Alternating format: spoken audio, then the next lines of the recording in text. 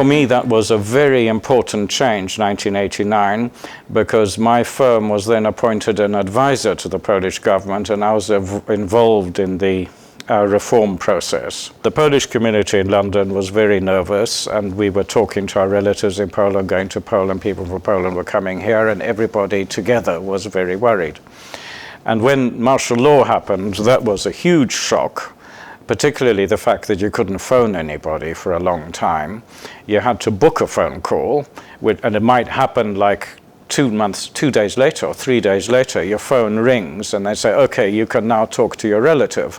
And so you'd say, oh, hello, auntie, how are you? And there would be a voice saying, rozmowa kontrolowana. Everybody knew how bad the economic position of the country was. Everybody knew that the population was on ration cards. So there just wasn't enough money for food and medicine and clothing. There were shortages in Poland. So it was very difficult politically for the government to suddenly turn around and say, well, we refuse to allow foreign aid to come into Poland. I was interviewed by the Polish embassy people and the consul to check me out and decide whether or not to give me a visa. And I did get a visa because I was going to go to give aid. This meant that we went in a convoy of 3 large trucks. We brought clothes, but there were other very important things we had to bring. We had to bring paper and copying machines. And so underneath all our medicines and clothes, there were machines and there was paper. The regime got weaker and weaker because communism made no sense economically.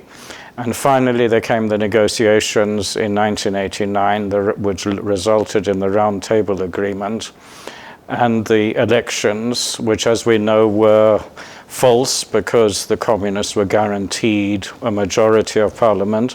But the fact is that the seats that were free, that could be freely elected, were all won by solidarity.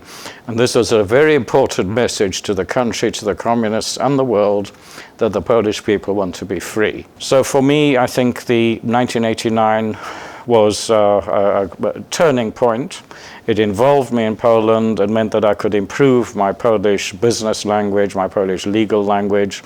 It meant that I could carry on doing things in Poland, which I've done ever since, involved in investments and business.